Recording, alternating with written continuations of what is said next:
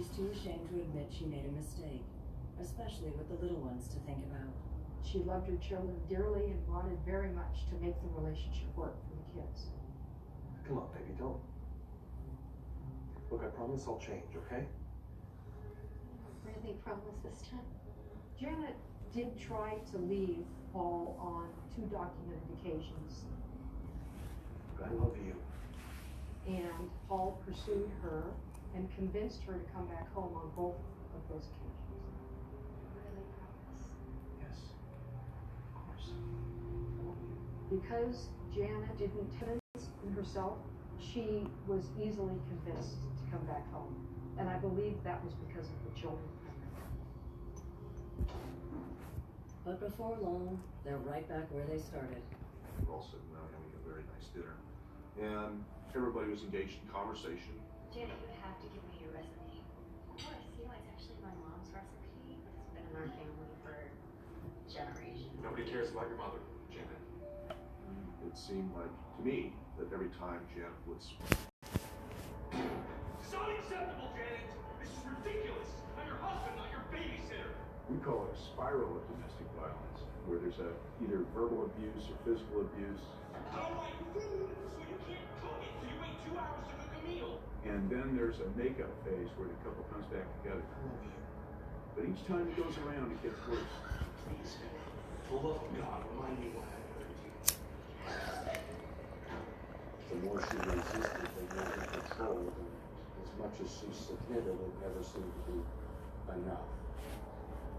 Janet knows her marriage is a sinking ship.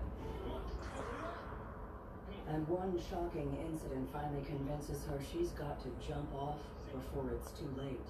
In the middle of August in 1982, Janet and Paul and the kids and their police dog, Fuzz, were driving, and Fuzz got into some garbage in the back of the car, and according to Paul, he stopped, pulled the car over, Bad dog! Bad dog! and kicked it a number of times in front of Janet and the kids. Bad dog! A couple days later, Janet took the dog to the vet, and the dog died at the vet's office within a few minutes after the ride. That, we believe, was a motivating factor for Janet to decide that Paul was so volatile that she was really in danger. And I think that really motivated her to take steps to move out of the home. But first, she wants to make herself more self-sufficient. She's been a homemaker throughout their marriage at this point for many years. She enrolls at Sierra Junior College. Janet decided to be a nurse in theater. Her classes were in that area. Started to a course of treatment with a surgeon to get some plastic surgery done to fix some scars on her face in car accident, and with a breast augmentation as well. I'm so excited. At first, Paul seems supportive of Janet's big changes. But deep down, he senses his wife is finally gaining some hard-won confidence, and it unleashes his darkest impulses. He was losing more control over the situation, which I'm sure frustrated him and made him very angry. I'm not gonna be leaving Paul. Forget it. Janet had support from numerous of her friends and her family. She never said anything to Paul. She was just going to spring it on him at the last minute. With domestic abusers like Paul, who are riddled with pride and wrath, the more they feel their prey slipping from their grasp, the more they strike out against them. Janet's doing her best to get free of Paul's clutches, but Paul has long-term plans of his own. Janet's decided to leave Paul for good as soon as she's recovered from her breast augmentation surgery. The question is, will Paul let her wait that long?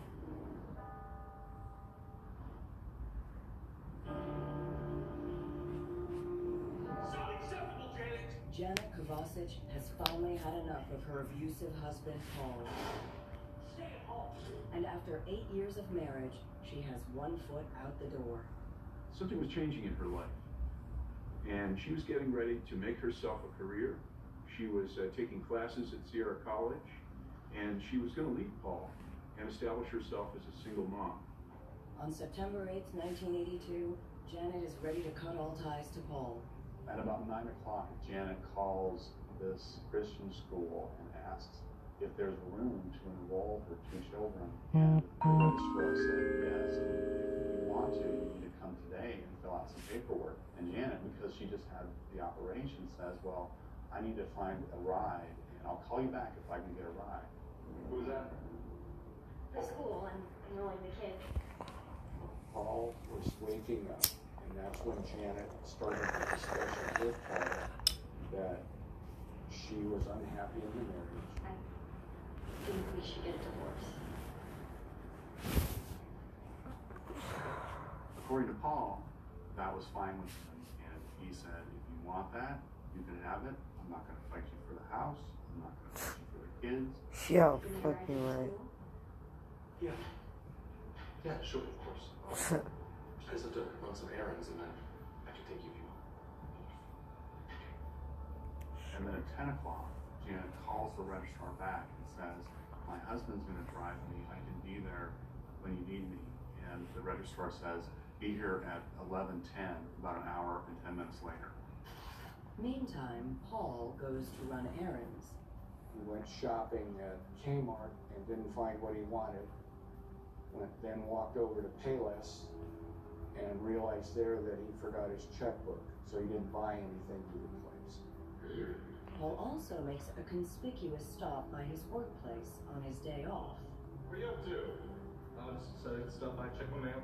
He rolls in around noon, and people are wondering why Paul's picking up his mail the day before he's supposed to show up at work. But Janet never shows up at the school. In fact, she's nowhere to be seen that day. How are you two behave? The next day after Janice's appearance, Paul sends the kids to school with the carpool driver and dresses up in his uniform and goes to jail like nothing's happened. Around noon, he makes a call to headquarters.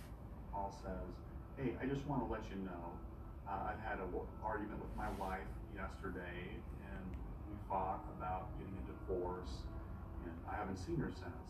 And I think she might have committed suicide, and all my guns are still at the house, and she might be with her parents.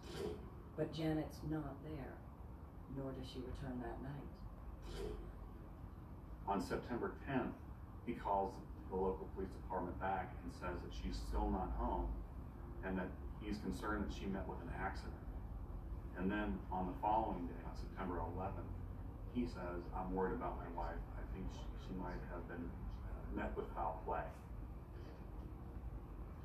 From his casual, calm demeanor initially, to then leap to she's met with foul play, that's an interesting leap for him to take.